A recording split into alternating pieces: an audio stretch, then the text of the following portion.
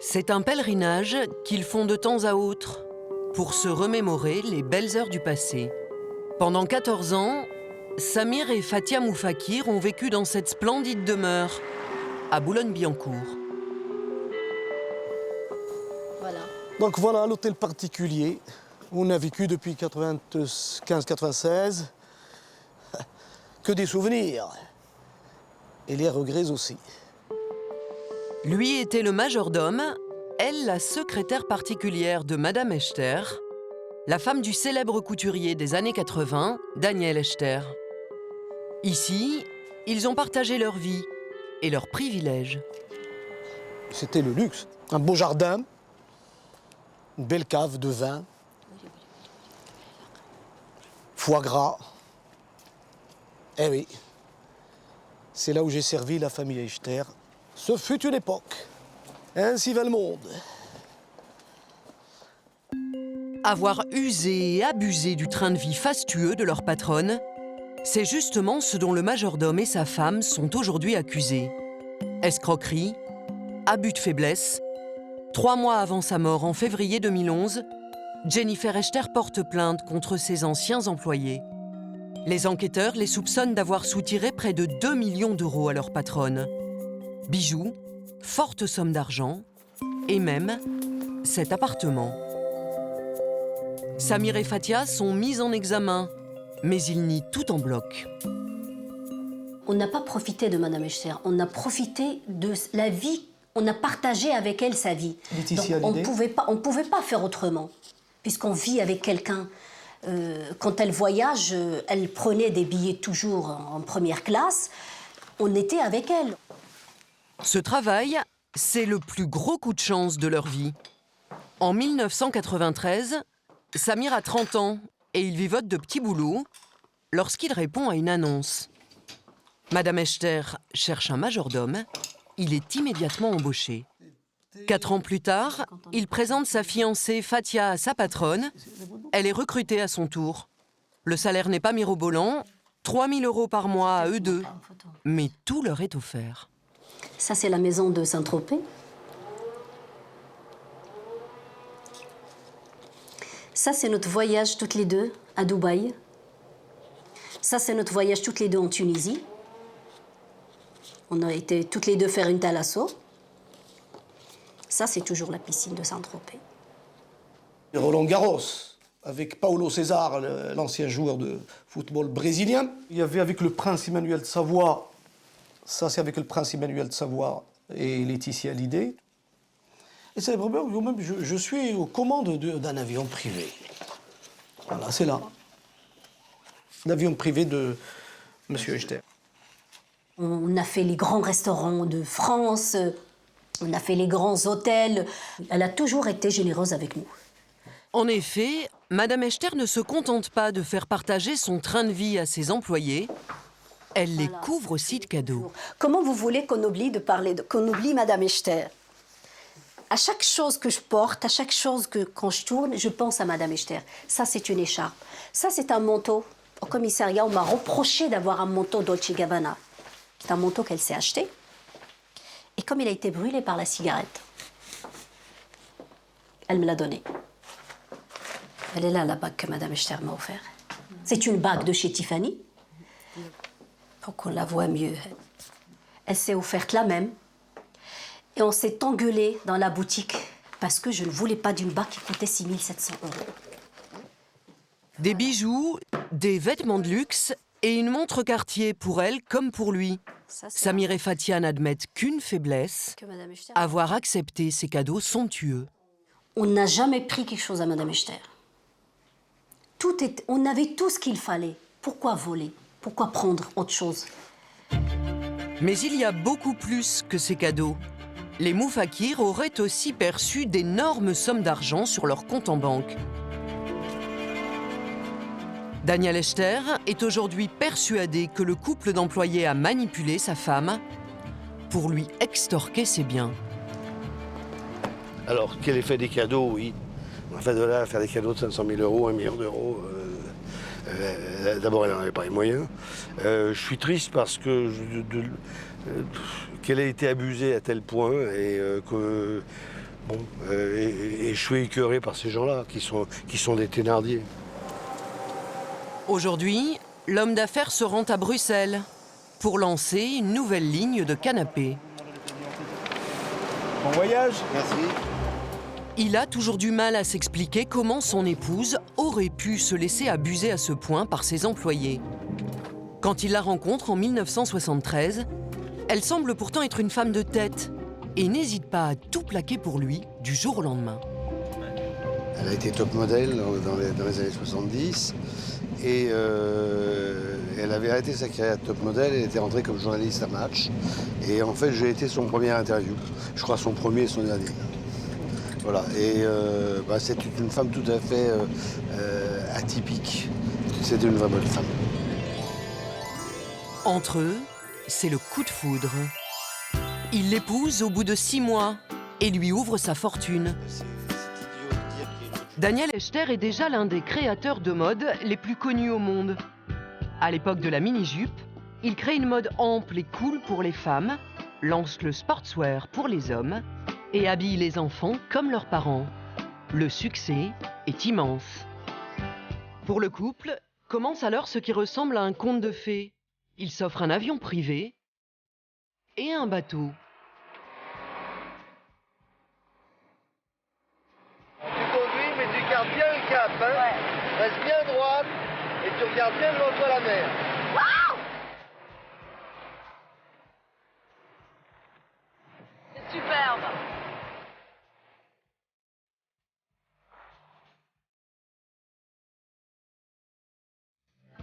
Ils se font construire une villa de rêve à Saint-Tropez et ils prennent l'habitude d'y recevoir tout le show business.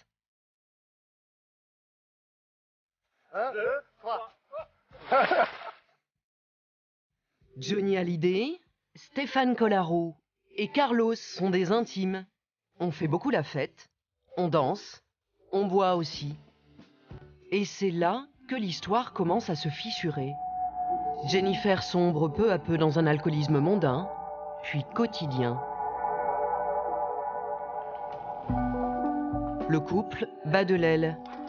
Daniel prend ses distances. Il voyage de plus en plus pour ses affaires. C'est beau celui-là. Alors ça, je trouve ça formidable. Mais ça, il faut le faire en 2 places. Si c'était un crayon, je te le dessinais. Il ne divorce pas, mais finit par quitter le domicile conjugal en 1998 pour s'installer en Suisse. Jennifer se retrouve seule avec son addiction à l'alcool et ses 2 employés. L'emprise qu'ils ont pris, ils l'ont prise parce qu'elle était seule. À partir du jour où j'étais plus à la maison, c'est plus moi qui faisais les comptes. Et comme elle était dans un état, à partir de 3-4 heures de l'après-midi, qui était un état second, disons, ils en ont fait ce qu'ils ont voulu. D'après l'homme d'affaires, c'est à ce moment-là que le couple Moufakir aurait commencé à abuser de Madame Echter. De l'argent et des bijoux se volatilisent. Jennifer s'en plaint parfois, mais ne semble pas trouver la force de se défendre. Tiens. Bon. Parmi ses amis de longue date, l'animateur Stéphane Collaro se souvient très bien de sa stupéfaction le jour où elle lui confie ses déboires. Jennifer est venue en vacances à la maison à Saint-Martin, aux Antilles. Et puis là, quand on a commencé à parler, etc., j'ai entendu qu'il y avait des sommes d'argent, des enveloppes d'argent qui disparaissaient. Après, j'ai entendu parler d'une bague de valeur qu'elle avait demandé à Samir d'aller vendre et qui, soi-disant, il avait perdu. Enfin, tout ça m'a complètement fait dresser les cheveux sur la tête et je lui ai conseillé formellement de s'en séparer. Mais d'après lui, quand Samir apprend cela, il devient très agressif. Donc j'ai reçu un coup de téléphone de menace du fameux Samir. Il m'a insulté au téléphone, quoi. Il voulait me casser la gueule, il voulait... Bon, Et parmi les proches de Madame Echter, il ne serait apparemment pas le seul à avoir été menacé. Nous avons pu joindre une amie de Jennifer, qui tient à rester anonyme, par peur des représailles. D'après elle, Jennifer faisait une confiance aveugle à Samir et Fatia. Ils avaient même la main mise sur son compte en banque. Je suis allée dîner un soir avec elle à la maison de la Truffe. Fin du dîner, Jennifer prend sa carte bleue et elle m'achetait et me dit mince, je ne me souviens plus de mon numéro. Eh bien, ce qu'elle a fait, parce que ça c'est quand même insensé, elle a appelé chez elle, je peux vous le confirmer, et bien c'était la soubrette. Il y avait le numéro de la carte bleue de Mme Echter. Vous trouvez ça normal?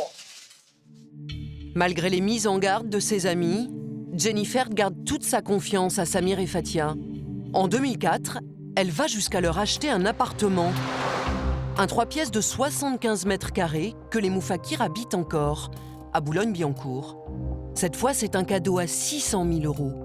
Une fois de plus, ils ont une explication sur cette incroyable générosité.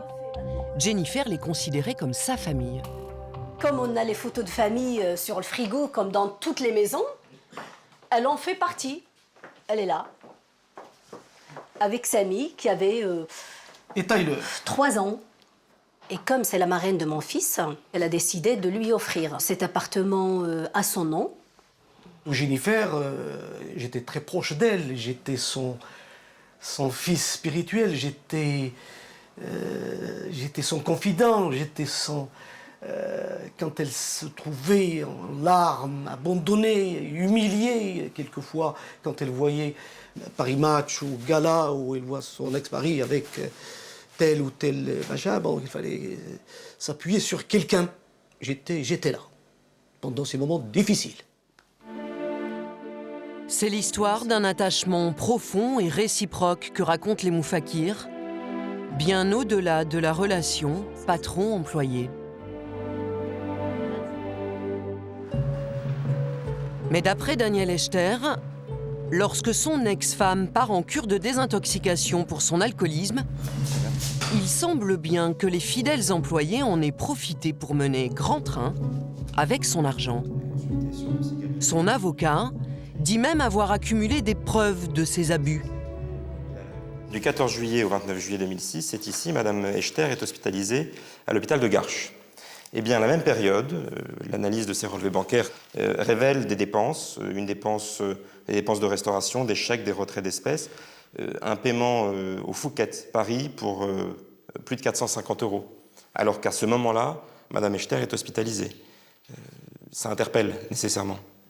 Parce que pendant qu'elle est malade et à l'hôpital, on vit sur son compte en banque pour mener grand train à Paris. C'est très choquant. En 2005, Samir démissionne de chez Madame Echter pour monter un restaurant. Mais Fatia reste et de l'argent continue à disparaître. D'énormes transferts du compte de Madame Echter à celui de Samir Moufakir. 108 000 € en chèques et plus de 117 000 € en virements entre 2005 et 2010.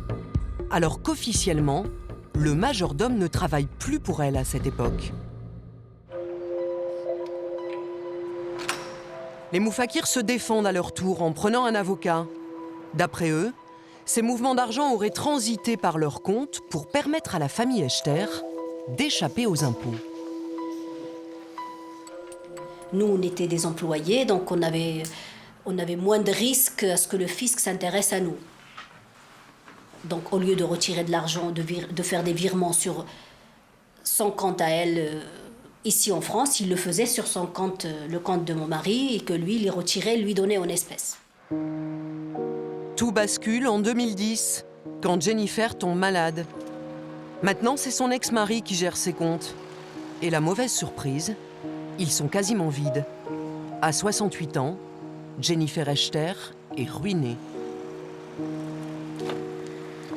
Elle est aussi désespérée, comme en témoigne son amie Nathalie, qui l'a accompagnée dans les derniers mois de sa vie, avant qu'elle ne succombe à son cancer.